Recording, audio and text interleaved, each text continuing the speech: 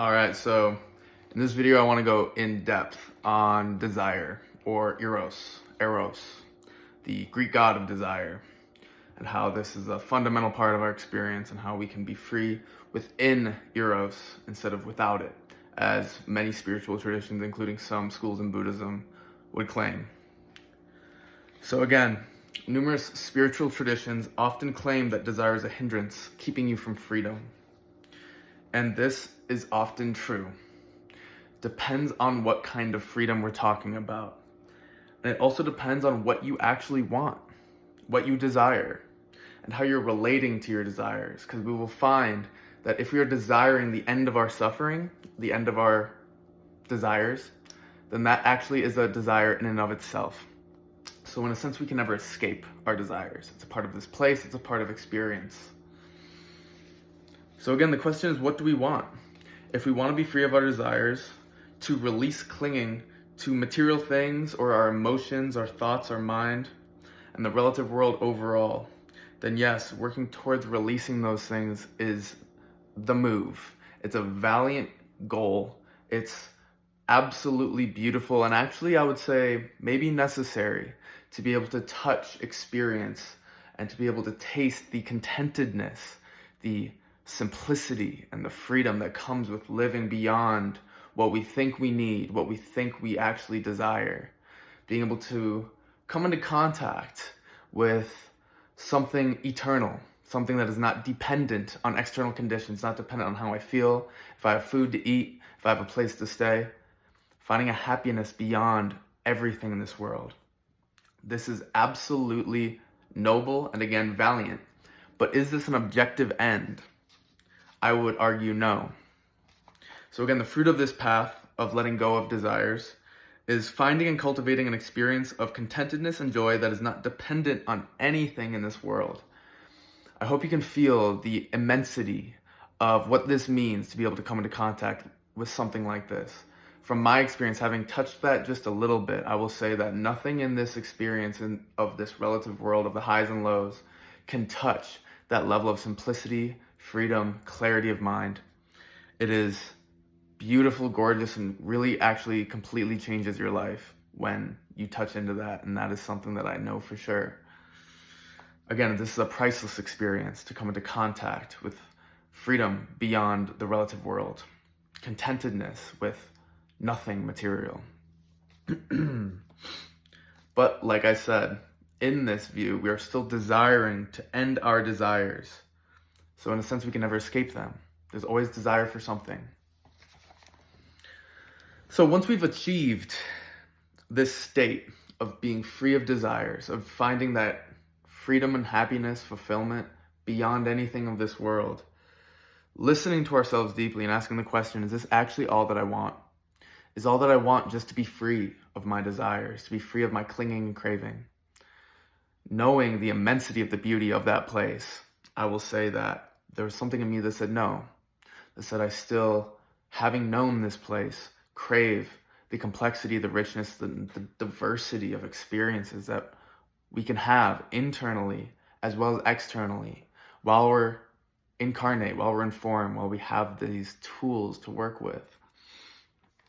And again, there's no wrong answers. You don't have to believe what I'm saying. You don't have to take my word for it. This is another view, another lens on freedom, on progressing Buddhist thought to something beyond the concept of a finite end to the path, that there is such a thing. Again, I found I craved depth, fulfillment, and to be of service in this life while I'm here, to help others who are in suffering, having known suffering myself. When I see it in others, there's a natural passive craving to do something about it, to relieve that. Optimally, how best can I do that? And again, to explore both the inner depths of mind as well as the external world. So to really dig into our own experience, to explore those nooks and crannies, not to let go of the desire to do so, as well as to explore the external world, the richness and diversity that it has to offer, and not quenching, not pushing away the desire to do so.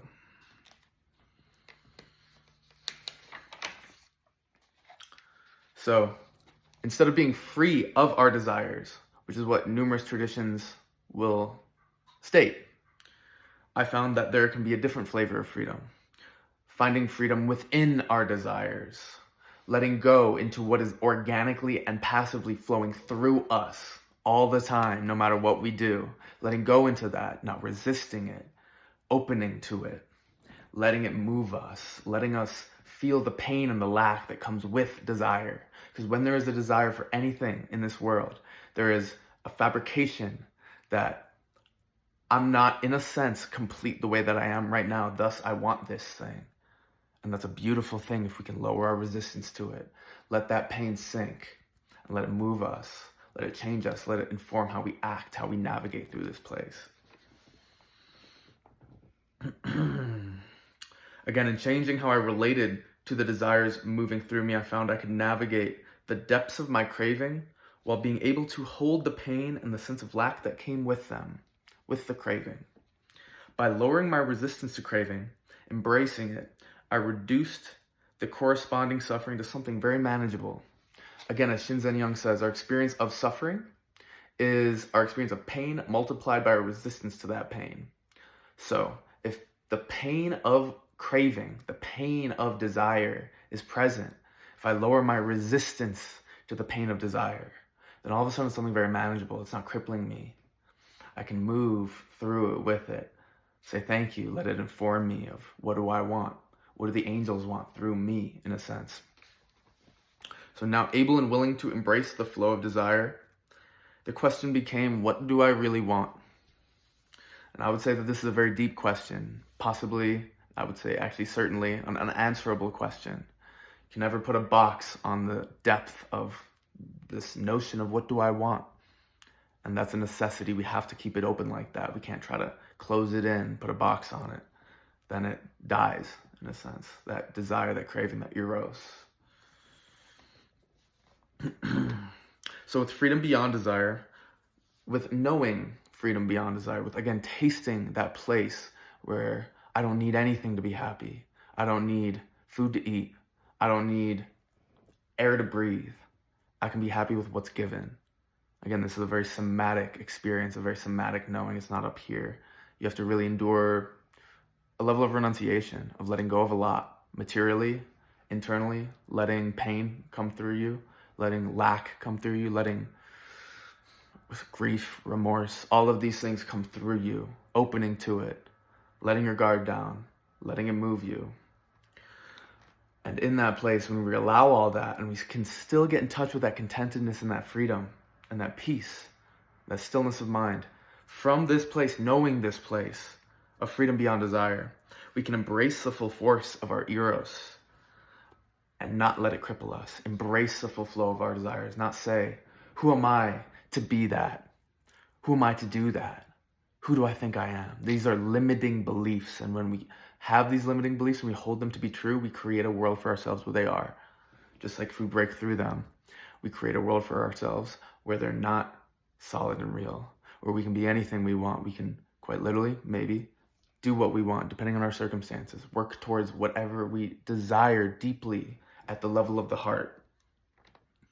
So again, embracing our desire without being trapped in it, because we have tasted freedom beyond desire.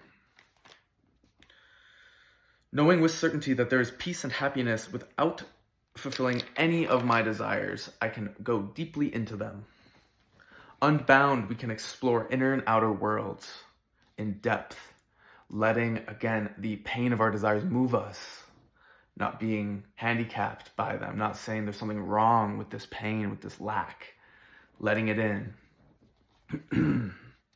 So this view comes in contrast to some Buddhist traditions and Eastern traditions in particular that claim that desire is the enemy, that we need to get rid of this in order to be free. And I would say that's a certain flavor of freedom. There are many flavors of freedom. Each have pros and cons. Each have benefits and drawbacks. Again, this whole idea of enlightenment, of nirvana, as if it's some solid, objective place that we can get to at some point with enough practice, is only an idea that we constructed in our minds. We create the end point and we create the path to the end point. We can get rid of them both now. find heaven and earth now without needing a path, in a sense. Again, so we may find there to be many, perhaps infinite flavors of freedom, each with benefits and drawbacks. Knowing that nirvana or enlightenment is only a concept that we have constructed in our own minds, and we construct this concept that there is a objective freedom beyond me, beyond this place. We've actually constructed the chains that bind us right now unconsciously through our perception. When we say there is a freedom somewhere else, somewhere than right here, right now, we construct chains and tell ourselves unconsciously that I'm not free. And if you say that, and so it is, you've constructed a world and an experience where you are bound.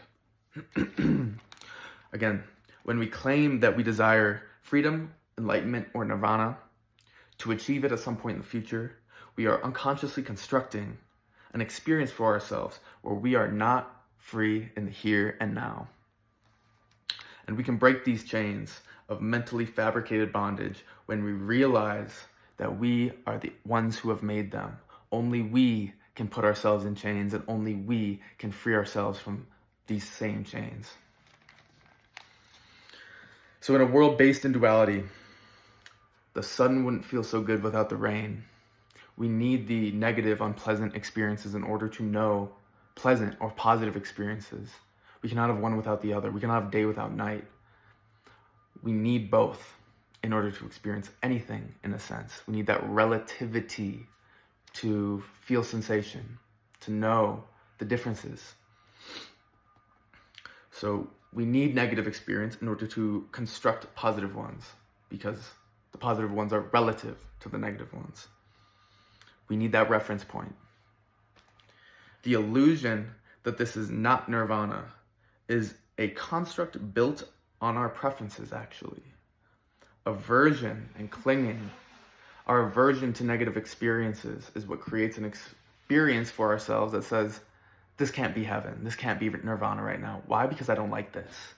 And when we do this, we're saying that we don't like what is given to us. We don't like the dream of this place.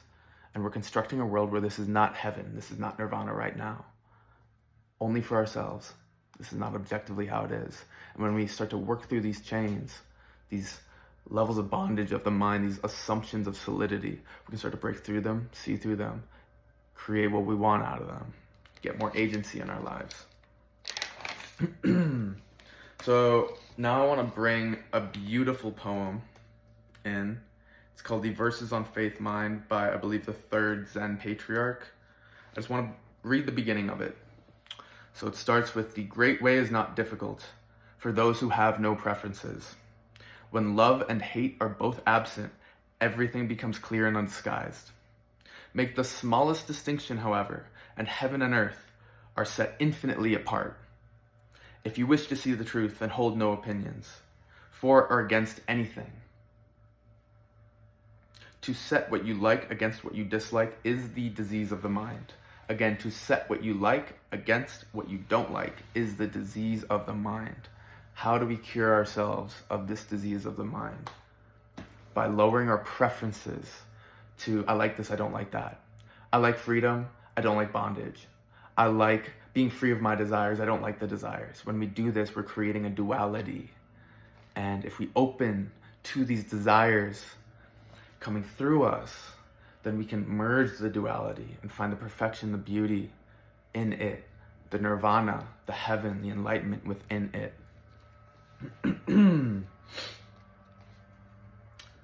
So thus we can see, if I say, I don't like my desires, we fabricate an experience of suffering for ourselves due to our resistance to this naturally occurring phenomenon.